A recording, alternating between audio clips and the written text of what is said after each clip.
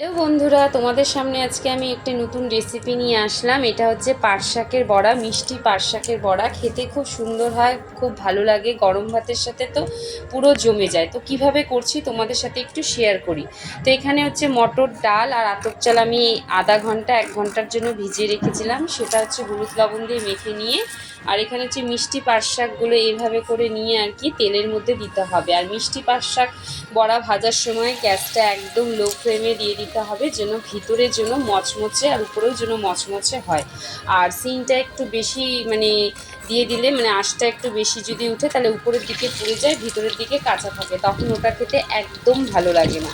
তো যেহেতু এই রান্নাটা আমি শাশুড়ি মায়ের কাছে শিখেছি, ভাবলাম তোমাদের সাথে একটু শেয়ার করি। যেহেতু আমার শাশুড়ি মা নিরামিষ খান, তো ওনাকে এই ধরনের আর কি খাবার আমাকে মাঝে মাঝে করে দিতে হয়।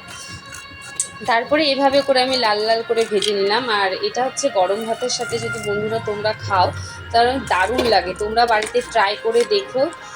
আশা করি সবার খুবই ভালো লাগবে, খুব পছন্দ হবে এই জিনিসটা। তারপরে এখানে হচ্ছে আমি বিট নুন দিয়ে দিলাম। তারপরে এখানে মাকে আমি দিচ্ছি, মা খেয়ে কী বলে। কেমন হয়েছে মা? ভালো হয়েছে না?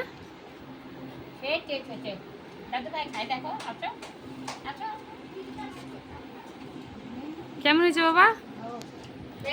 হ্যাঁ, ভালো হয়েছে। পাট শাকের